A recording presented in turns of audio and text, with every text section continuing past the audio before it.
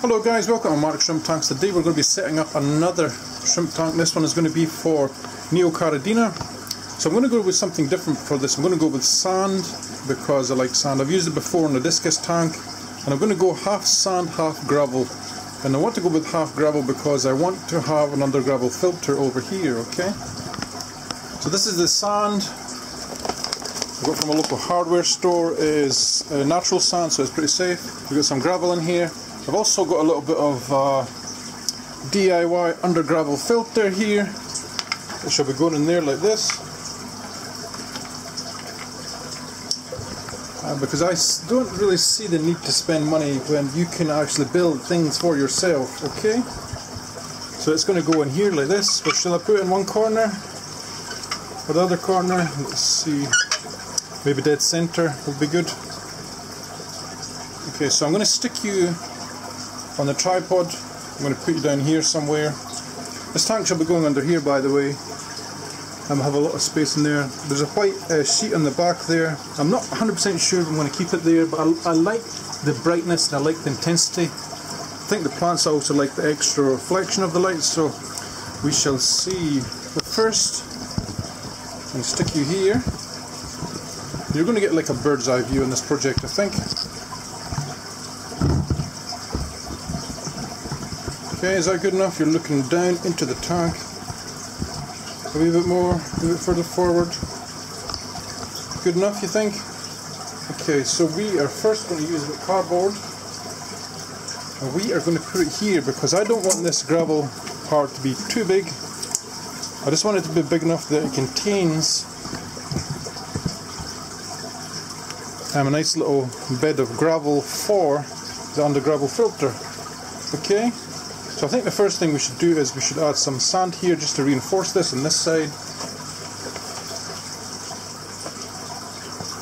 And this is just to stop the cardboard from falling over. I mean, I don't really care if you know, the gravel goes into the sand a little bit. It's easy enough to fix, so. Okay. And this is a nice natural looking sand as well. Some of the ones you get are like too white. So I'm going to go put a fair amount of this in. This is just to stop the gravel from moving. Do you understand? And then I'm going to pour some gravel in from this side onto my undergravel filter.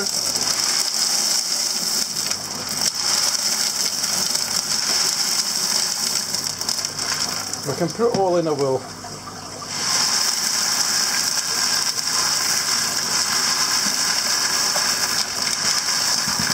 Now this was washed quite a bit because it was very dirty. Is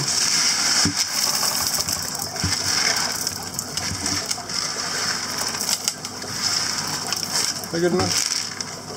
There's a wee bit in there, but I don't bother about that. Okay, just let me get a pair of forceps. Because I want this to be tidy looking, you know. So let's get these wee bits out here. Now I know a lot of this will all get mixed up anyway, but just to begin with, I want it to be nice for the setup video. Then we're going to level this out. And this is quite a decent thick bed, so it's going to get quite a decent amount of filtration through this. I will also do a video on this, how you can make this undergravel filter, because as I said, I really don't see the point in buying undergravel filters for $10 when you can make one yourself from homemade stuff. Okay, so there you go. There is our level for our undergravel filter. And it gives you kind of an idea how much sand we're going to have to put in. I don't want too thick a bed. I'm just going to go around the back here. This little 5 kilogram bag of sand. We're going to put it in on this end.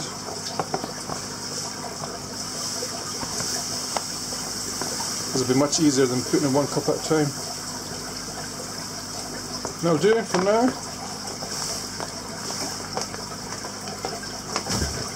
Okay, and this is where I gauge the thickness of my sand bed. I don't want it to be much more than, say, 1 centimeter, because I think sand can sometimes have problems with dead spots in it. I don't want that. So, okay, is it looking good? I just want to make sure I'm pushing all this in as well, because I don't want stuff to move after I've moved the plates, because this plate's going to come out in a minute now. Let's see, is that good enough? Just going to show you the sand depth. It's more like 2 centimeters than anything, but it will do. Okay. And then we're going to move this little plate here. Can you get a good view of that? And it's basically a case of lifting it up super slow, giving it a little bit of a shake, so the media sinks on both sides. A little bit of a shake, just be gentle until you pull it out.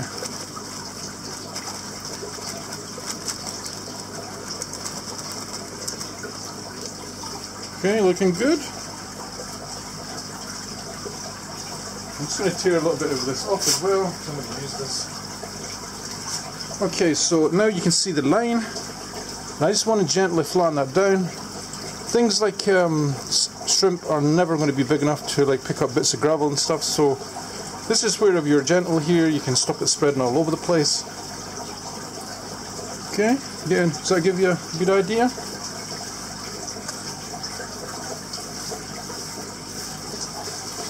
I'm also going to use tap water on this just for the first day or two, because I want to see what leaches out of the sand, what leaches out of the gravel, if it's a lot or if it's nothing, because you're going to get some kind of, I would imagine you get some kind of TDS spike a little bit with this, because it's all sand. Sand has a lot of things like shell, rock and stuff in it, so it's looking very nice. Okay, the plants I want to use in this as well are going to be, I was thinking some crypts, maybe, because I think crypts would like to be in the sand here as well, maybe at the front, maybe some java moss on a piece of wood for the bark here, and we shall see. It's looking pretty good so far. Okay, I'm going to put you back on the tripod. I think I'll cut to the tank being over there, because I can't hold the tripod and move you at the same time. Move the tank at the same time. So one momento, guys. Okay, welcome back, guys. I have put a plate in to help spread out the water flow, and we shall fill it up, I think. Where would you like to go? Let me see. I'll put you over here, I think. This is going to be one of my shorter setup videos, not like my other ones where it's like 40-50 minutes. Try and keep this down to under 20 minutes, I think. Okay, so this shouldn't really take that long to fill up.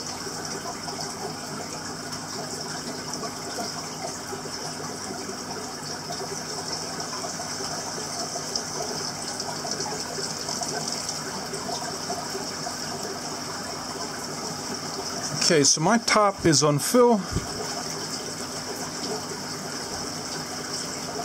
We shall see how long this takes. I have a feeling it won't take that long. I think this is going to really look really nice. I've always wanted to do a sand-based tank for Neocaridina. I kind of haven't ever been able to do it with Caridina because it likes soft water, and sand is kind of the opposite, so a lot of little black bits coming off that gravel, even though I've washed it. Let's see it floating around.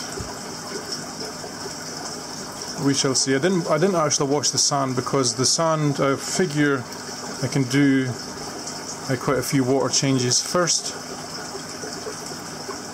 I also have little lids for this I bought yesterday. I buy my stuff from a place called Biltima. I will show you this in a second. And I like to buy that stuff because it is almost the perfect fit for this type of tank. You know, the ones that are 60 centimeters long. I'll actually show you one of them right now. So this is the size that you buy in. You can see the size there. This one is a 300 by 300 by 2 mil. That is half the size of this tank, okay? half. So 2 of these is good for a cover for this tank. I'll show you that in a minute though. So this won't take too long at all to fill up. I think what I will also do as well is I'll probably add a few drops of prime into here. I suggest you do the same if you're using tap water. This will also help with other things, chlorine, fluoride,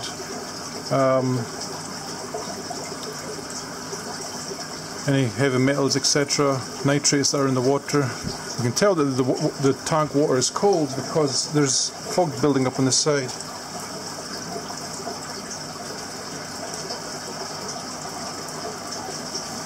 You see it? It's like getting a little bit of a condensation problem. Yeah, but I think this tank's going to be good. I haven't decided what kind of shrimp I want to put in here. I'm thinking here I'm going to set up another one exactly the same here.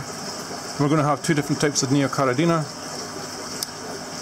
And we shall see what it's like. Just want to see if I can see what it's going to look like in the future. I think looking through the back, I'll lift you up here so you can see as well. I think looking through the back, it might be better with a black background. But once we'll see, tomorrow I'm going to put some plants in. I'll leave it overnight to like adjust itself, pH, temperature wise, etc. I will put plants in tomorrow, I think. Okay. So we're almost there, almost filled up.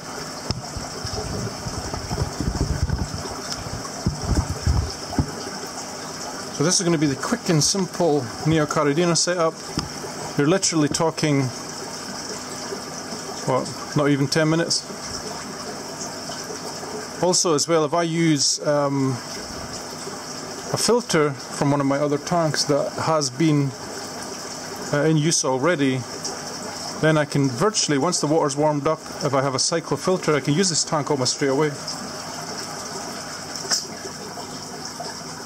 But because we are using tap water, I'm going to leave it at least 1 or 2 days. Okay, so tomorrow, which will be 1 second for you, you're going to see me putting plants in. Hello guys, welcome back. Today is part 2. This is day 2. This is what the tank looks like today.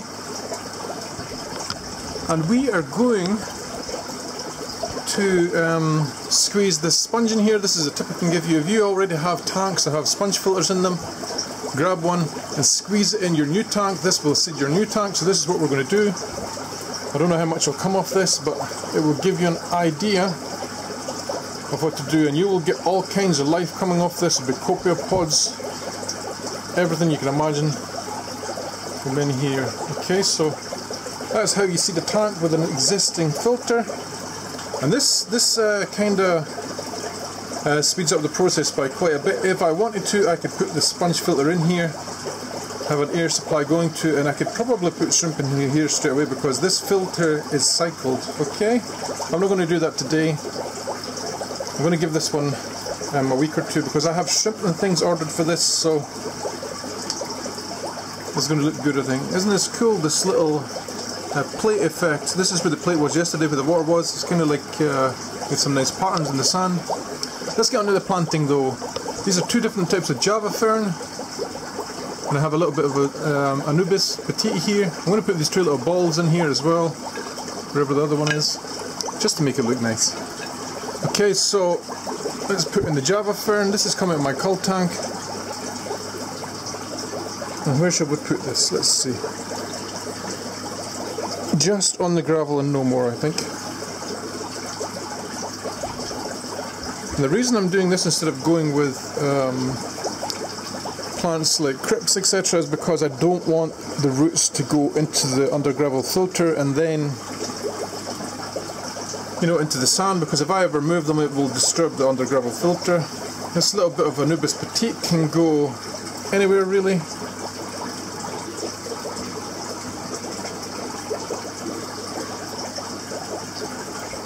I'm going to put these little 2 mineral balls in here as well. Typically I don't use these in Caridina tanks, but I do with Neocaridina, so let's put one right in the center of that little circle. Put one over here. Okay. That is more or less how you set up a tank for a Neocaridina. And it's that simple, guys. 2 days it's taken me to do this. You could do it in 1 day if you had, if you wanted to. You could put the plants in the same day. Also, if you're more experienced, you can go with this as it is if you wait for another week or two, if you didn't have a cycled sponge like I do. So for the more experienced users out there, you could also use a TDS meter and get the TDS reading of your water. This is when you have a chance to mineralize it before you put shrimp in, okay? So this one does need more minerals because my tap water is only 60 parts per million. So this one typically will need 1 or 2 scoops of salty bay shrimp to bring it up over 200 parts per million, okay? And that's what you're looking for with Neocaridina. Okay, so that is my video on how to do a quick setup on a Neocaridina tank. I'm not really sure what kind of shrimp I'll put in here yet, but I think it's pretty nice. I'm also planning to put another one next to it, by the way. I just have to source a tank here for that. Okay, so thank you for watching. Please go check out my Facebook, my Instagram. Please also, if you want to support me, go and check out my link to the shrimp farm. I love you all. Bye guys. Happy shrimp keeping.